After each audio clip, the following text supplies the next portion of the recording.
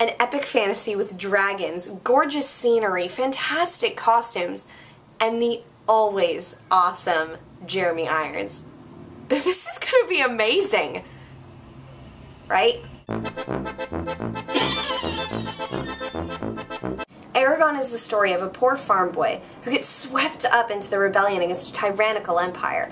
With the help of the local crazy old guy, Eragon finds himself as the only hope to a dying order. Wait a second. Did I just watch Star Wars? Seriously, there isn't that much that's similar between Star Wars and Eragon, especially when you look at the source material. Now, I know I've got to get this out of the way, so I'm just going to do it right off the bat. The books and the movie have nothing to do with each other. I mean, the main characters have the same names. It has a dragon in it. They end up going to the Varden.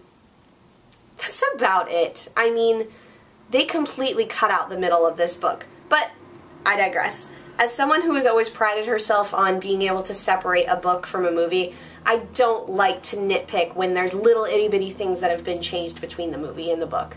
So, I'm just not even gonna go there. So, I just watched this movie for the first time in a long time. And honestly, I'm not quite sure why I bought it. I own this movie. I've owned it since it came out on DVD. I own all 3 books, and I don't know why I bought this movie. I feel like I must have bought it hoping that I would be able to look at it later on in life and realize that it was a great movie just because it wasn't similar to the books. Not the case. So I'm just gonna get the good out of the way right away because there's not much of it. But I will say that this movie is beautiful. The costuming is fantastic. They did a good job of stepping away from movies like Narnia and The Lord of the Rings that have kind of set their own look for specifically what elves look like. And Arya's costume, while still following that mythical fluidity that is carried through other fantasy movies, there's a lot of feathers in her costumes, which I really liked. Not real feathers, but she often has feathers in her hair, whether they be a gold feather or a real feather. I really liked that, because you don't see a lot of feathers in elven costumes in other series, so that was really nice. I also really loved how gritty they made the human's life look, specifically in Eragon's hometown of Carvajal. It's very muddy. That's how I would describe the first, 30 minutes of the movie. There's just a lot of mud. There's just mud everywhere. But it looks good. It doesn't look bad. It was refreshing to see a more realistic look. Almost like Monty Python and the Holy Grail. You know, just kind of dirty looking things. The Varden. Now that is one place that, oh my gosh, it was amazing. It was very metallic, is what I want to say. Everything had little, coins. It was like chainmail, except it was more fluidy. I don't know what to call it. I mean, it felt very African to me.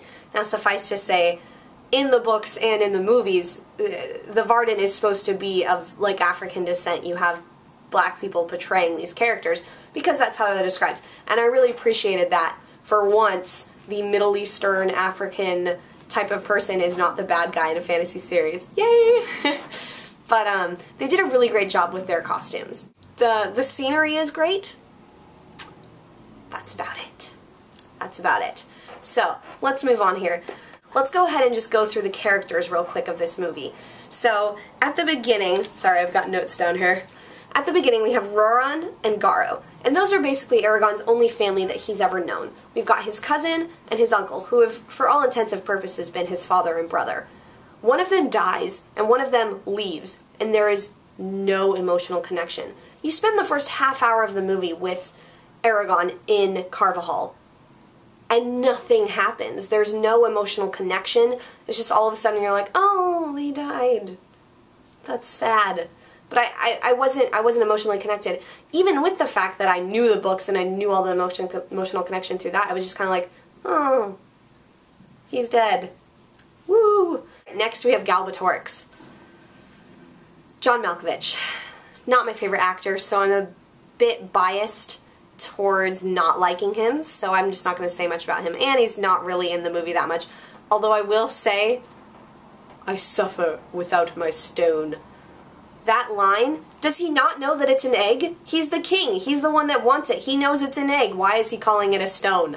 That line is literally put in the movies to mislead the audience. You could have just not had him say anything. He could have just said, I suffer without it. And you would know that he was talking about the egg. It's the only thing that we've looked at through the whole movie is this big blue thing. Ugh. Okay, we've got Saphira. Great. I really do think that she is the one character that I really like all of the lines that she says. She's snarky. She's always telling Eragon off, and her voice is just fantastic. She was great. But what they did with her as far as her growing up, it would have been so easy to shoot a montage. But they didn't. They just made her explode into a bigger dragon, which was kind of silly in my opinion. Eragon. I'm reminded of my 9-year-old brother. He's whiny. He's easily distracted. Ugh. Murtagh. So we find out later that he's the son of one of the evil dragon riders, and so therefore he's been detained or whatever. Now, in the books, again, not trying to overly compare, but in the books, he's terrified of going to the Varden because he knows that everyone judges him by who his father was. And that's part of his main struggle, that's part of his main character arc, is starting to realize that it's not his fault who his father is and that he needs to grow from that and that he needs to prove to everyone else that he's worth siding with and that he's worth fighting with. But in the movie, he's like, oh, I can take you to the Varden, and then they get there, and they're like, detain him, and he's like, I didn't do anything wrong, and it's just like all of a sudden, I feel like every character in this movie was very one-leveled. You just saw the surface of them, and there was no depth. Brom. I love Jeremy Irons. I want to love Brom so much. But he's just this awkward... I feel like I've used that word too many times now. But he's just this awkward, drunkard, like, person, crazy old guy at the beginning of the story. And then he turns into this awesome guy with some of the silliest dialogue I have ever heard. That is my biggest pet peeve with this movie, is the dialogue. It's all silly. The writing for this movie is terrible. It's awful. I can't get over it. I'm sorry, I'm just like bashing this movie to no end. But the dialogue is terrible. There's overly epic delivery of lines. Like there's a line that Eragon says where he goes, we can't truly be together until I'm as strong as you, talking to Saphira. I'm like, what does that mean? What does that mean? It means nothing. They're just giving you epic sounding dialogue for the sake of it. Brom says multiple times, one pot brave, 3 pots fool. Which, you know, whatever, it's like a little theme. He's saying like, oh, Eragon, you young whippersnapper, you're all brave, but you're super foolish. But they never do anything with it. He just kind of says it a couple times and you're like, oh, okay. Let's move on to the editing. I'm not sure if they just cut out a lot of scenes or if it was just written really awkwardly, but there's no context to half of these scenes, especially at the beginning of the movie.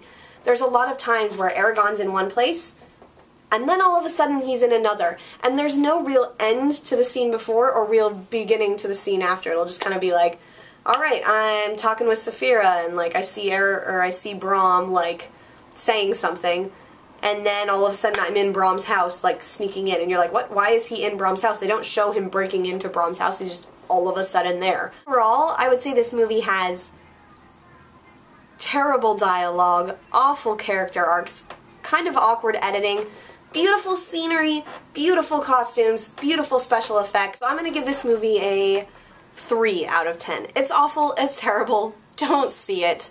I mean, I hate for this to be like a recommend or not recommend as opposed to like a review, but don't see it. It's awful, it's terrible, it's not worth it. And I'm just so sad. Can they reboot it already? Can they please just like make a new movie? This one can be gone. I want a new movie. Alright, bye guys.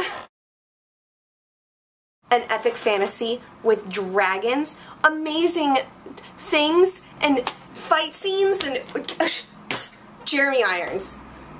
Right? I already said epic. Epic, epic, epic! This is it. I gotta stop doing stupid takes now. Poor farm boy. Farm boy! He's a poor farm boy. Eragon is the story of a poor farm boy who gets swept up into mystery and intrigue. No, he doesn't. There's no mystery, there's no intrigue. What am I saying? It's just tyrannical, guys. It's tyrannical. Eragon is the story of a poor farm boy who gets swept up into the something, and there's a tyrannical empire. Star Wars! An epic fantasy with dragons, awesome scenery and costumes.